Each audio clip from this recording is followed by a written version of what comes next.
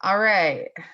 So, one of the things that Christina and I are huge fans of are memes. Mhm. And I know a lot of therapists have started talking about memes, which is good because that's how we start with a conversation and people being aware. And a lot of people seem to use them for like self care more, along the lines of like um, making fun of things that, like, we get told this, but like trying to be like, you got to laugh sometimes, otherwise you'd cry, or like finding humor because there's a lot of ones that like poke fun at therapy in general. But you can actually use them therapeutically in session and with clients. And I think it's a really big missed opportunity because people get like really like, can't do that. And now gifs can also be used because a lot of people like those. Now, this is not me and Christina telling you to text your clients. That's not what we mean when we say memes and Don't gifs. do it. You can do these in session and have like actual time that this is what you're working on. So I'm going to share, and Christina knows my game with the memes. So now for some people, I remember the first time I gave this talk, our boss at the time didn't know what a meme was. He That's just not something that he was familiar with. And so it's a humorous image, video, piece of text, often copied, has lots of variations, and usually they're minimal and they spread rapidly. So that's when people are like, it goes viral. So that is what you're seeing. And like this one's just being funny. So it's like, if you're struggling, there's this thing called counseling. Like, it's Buzz and Woody. So, and you can create your own memes. There are meme making apps that are free that you can get on your phone. Let me look at the one I have on my phone. I have Meme-matic, um, and it's a pretty simple one to make. My husband makes memes all the time. He thinks they're hysterical. Or he just thinks he's hysterical. How about that? He thinks he's funny. So how can you use them? So I typically do this with more like preteens. So like they get the humor piece, they understand how to look for them, they understand appropriateness. Now, obviously, kids are getting younger and younger, having access to smartphones, et cetera, et cetera. So you can use your clinical judgment on if you think it's an appropriate thing or not, and if they have a phone. Now, do I like phones in sessions? No. So this is where you have that structure piece, you have that conversation piece. And I think that cell phones aren't going anywhere. So we might as well use what we got and use it for good and to our advantage instead of fighting an uphill battle because we're not going to win because they're not going anywhere. Counselors, cell phones. Oh. Now, I do not text clients. I am fully against that. And I do not because I think like texting just takes away a lot of the nonverbal things, and text can come 7,000 different ways dependent upon how you read something. So, but I typically stick with like preteen, teen, especially because they seem to have more of an insight to current well-being, abilities to express, identify, verbalize, those types of things. I think it really does and can help you build rapport between the client and the counselor because the client is able to give you their own words or their own ways without actually finding the words. They're using someone else's words, but it's conveying that same message. Because how many times are we in assessments or sessions and you're like, well, tell me, what's up? Like, how's the week been? Or when that happened, like, how were you feeling? Or what was going on in your body or your head? And what do you get? I don't know. Oh no. Oh no. It's like, yeah. And I'm sure I did it too. I'm just gonna pretend like I wasn't one of those preteen teens. So oh no. Oh no. We all were. So right. I was never that one. And then, so what we're going to do? Well, we need to use the tools that are available to us, and memes can be that tool, or gifs. I've never used gifs, but I do know some therapists that do. Outside of So, therapy, I've used gifs. I will have full length conversations with certain people in my family, namely my father. we'll just have a, like, you know, a couple hour conversation, just gifting back and forth. And I feel very fulfilled after that conversation. Like, I know exactly what's going on in his life, and we've connected solely through gifts. So My brother and I do that through movie quotes. there you go. Yeah. Except nobody else can follow the conversation but us. So it's almost like a secret language. Exactly. Yes. So And I if you ever feel want to like code, The Hangover and Step Brothers are typically the most predominantly stated ones that we have. yeah, anytime I ever remotely clean something or pick up something, I just have to drop the line, there's so much room for activities. Exactly. Exactly. My brother's always like, I think it's weird that I have to ask you more than once to put your pants on. I'm like, what are you talking about? Because if I don't know we're about to have a movie line conversation, that is a really weird thing to say. Yeah. And my mom, who does not rewatch any movie ever, like she just doesn't do that. My mom's like, is this a real conversation right now? Or like y'all just talking in circles? Circles, mom, circles. So I like this one. And I have clients do this like over the week. And they just save them on their phone. So meme your mood. I don't care who you are. I don't care how old you are. When I see somebody on a Monday, I can think in my head, yeah, I'll know exactly how I felt every single day next Monday. And in reality, you get to next Monday and you're like, I don't even know what I did yesterday. Like, I can't, like, it takes a lot more effort than people realize. We can't remember every day. So, memeing your mood. So, this is where you replace the mood rating scale and you use at the beginning of sessions to gauge where are we at today. But you could also have them do it every day and it's a tracker. So you can look at like, okay, like today you were dropping jokes. Over here, you're looking a little more sad, more depressive symptoms. What was going on Tuesday? Then they're like, oh yeah, I got in a really big fight with my best friend and like they kicked me out of the friend group and whatever happened. But then they're like, but Friday, like we made up. So like, that's why I have this thing with my friends on Friday. Because it's that, and they can just pull out their phone and there's like 5 to 7 memes right there and they can walk you through the week. So these are actually like the memes that are on here are ones that I have seen multiple times. And it's also just a good communication piece that you can talk about, because I think like each of these you could have an in-depth conversation about what was going on. So from Hunger Games, like, do you ever feel sad and you don't even know why? I get that all the time. Like kids are like, clients are like, I'm so sad. I feel so depressed and I don't know why I'm depressed. So now I'm mad because I don't know why I'm depressed. So I can't fix anything. Or I don't know why I'm just so sad and don't want to get out of bed in the morning. I don't even know what happened. Like I just had all this feeling and it just showed up. But before, when you'd say, hey, how you doing? I don't know. I don't know. Nothing. I'm fine. It's okay. Like that's all you get. Good. My week's been good. I need more than that. And then like this guy, John C. Riley over here, when people ask why you take so many naps and you're like, because when you're sleeping, there's no lonely times. It's just dreams. Like that's really insightful. If you have someone who feels super lonely and their parents are like people in their life are like, they won't get out of bed. Well, is it being isolating and withdrawing? What is the purpose? Well, they're lonely. So to avoid feeling that feeling, they just go to sleep, which makes sense. Captain Jack Sparrow at the bottom. What have I done? We've all done things that later we're like, probably not my best move. Probably not my best move. And then you got Christian Bale over here as the psycho. I What love anger that issues? movie. I've never been happier. And how many times do we have people? I'm not mad. And I'm like, really? You're like, you got a fist. Like, let's talk about congruency.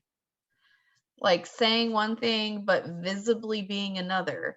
And that's another way to talk about, because we teach people you're not allowed to be mad. It's bad.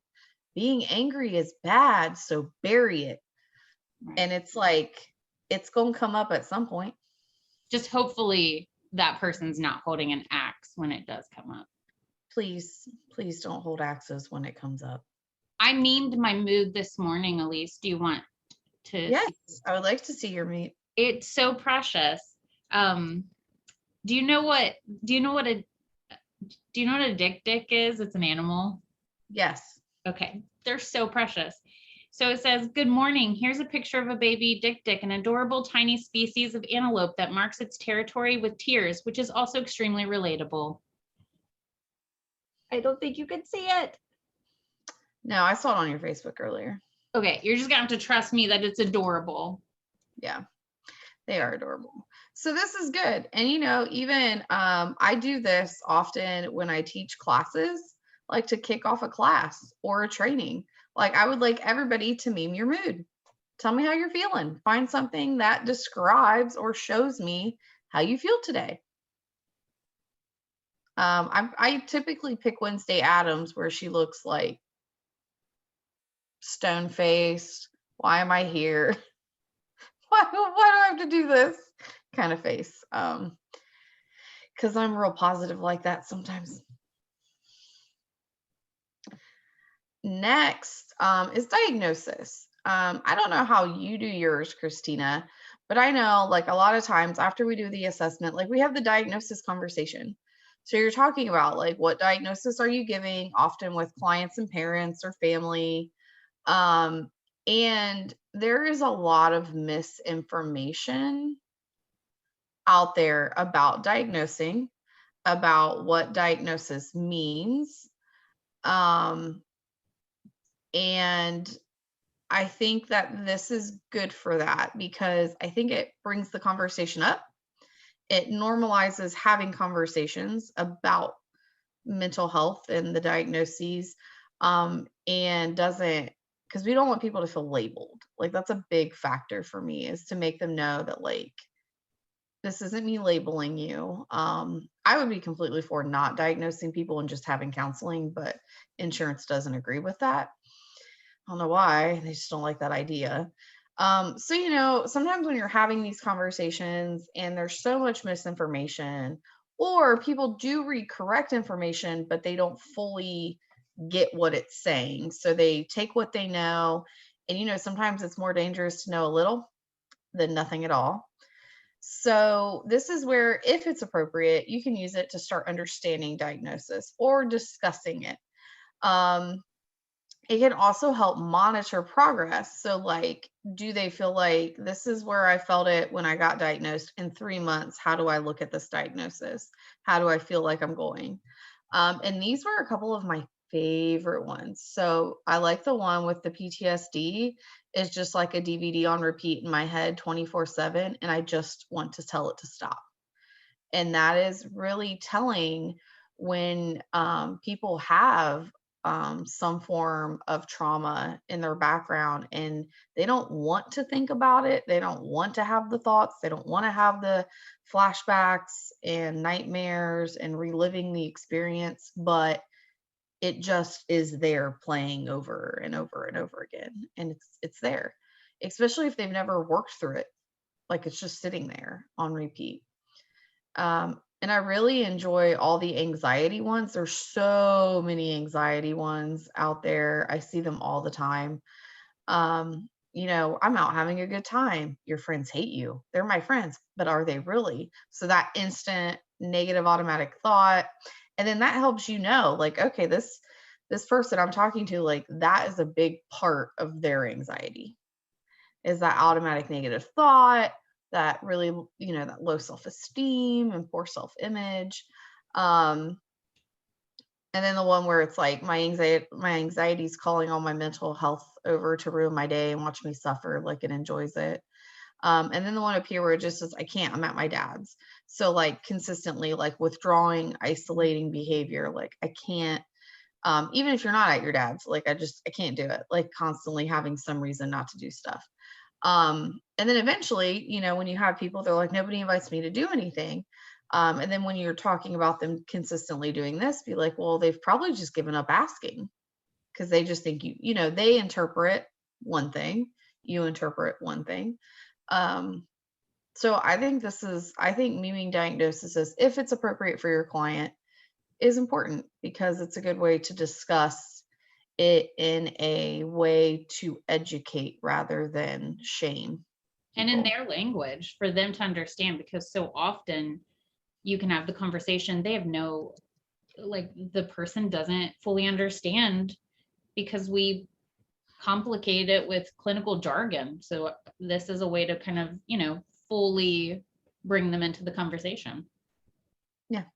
And parents, if you're working with young people, because I don't know how many times everybody thinks the only diagnosis out there is anxiety, depression, PTSD, and bipolar or psychopaths. Like that, like it's very like this is all there is. And it's like, no, like there's a lot of stuff out there. The DSM would be a lot shorter. It would be like a picture book if it was just those diagnoses. So yeah, no, there's a so few many more out in there. Yeah, and none of them, and there's no like hierarchy of like, well, if I'm gonna get one, I want these. Like, there's not a hierarchy. So taking that stigmatism, taking that blame and guilt and shaming, and just having true, honest conversation about what it means and how counseling can benefit, because we can all pull out studies that show counseling benefits all types of anything we can be diagnosed with. These ones are some others that I just find funny, or like have become, and like Robin Williams is probably one of the most identified famous people that clients point to. And we know why. Like we understand why. Like he was hilarious.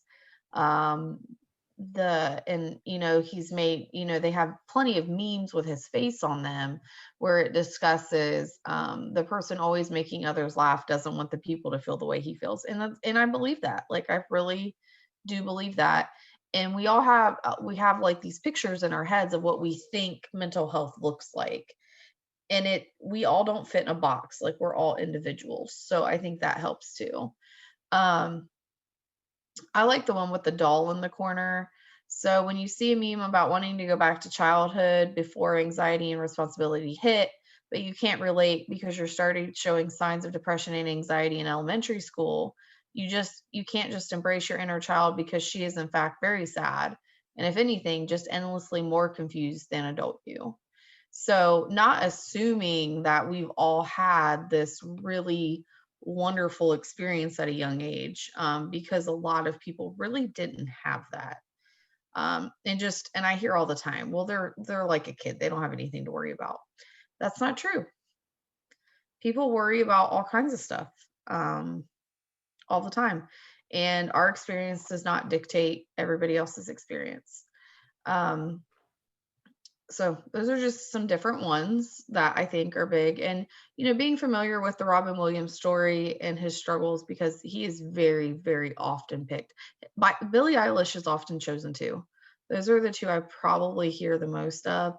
And I've been hearing a lot more about Juice World in the last year, especially with some of his music. Like those are ones that people seem to really discuss. I see a lot of teenagers too, so that could also be part of it.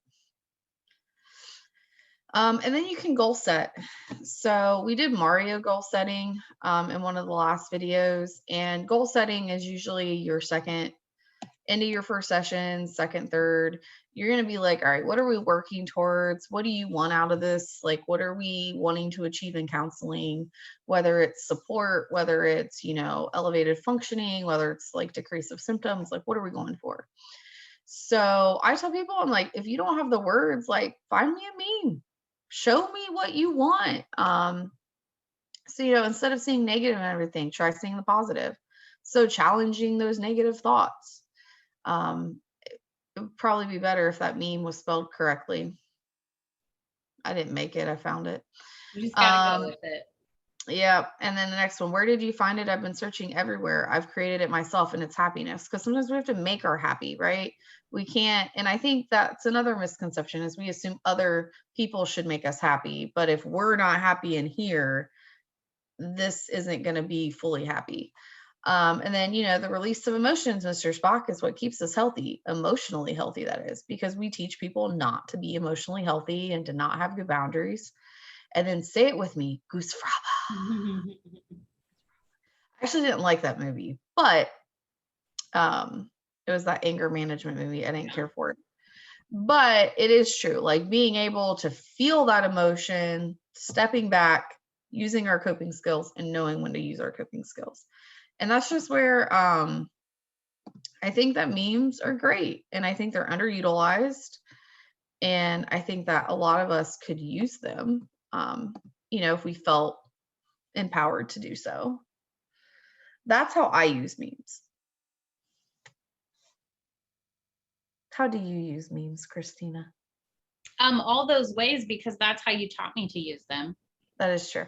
And they have those little card games with memes.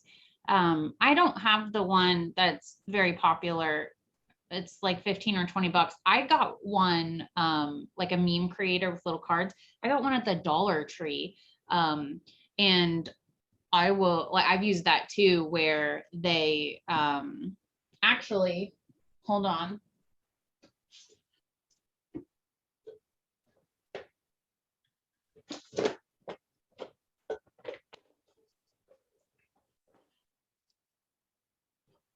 Keep holding.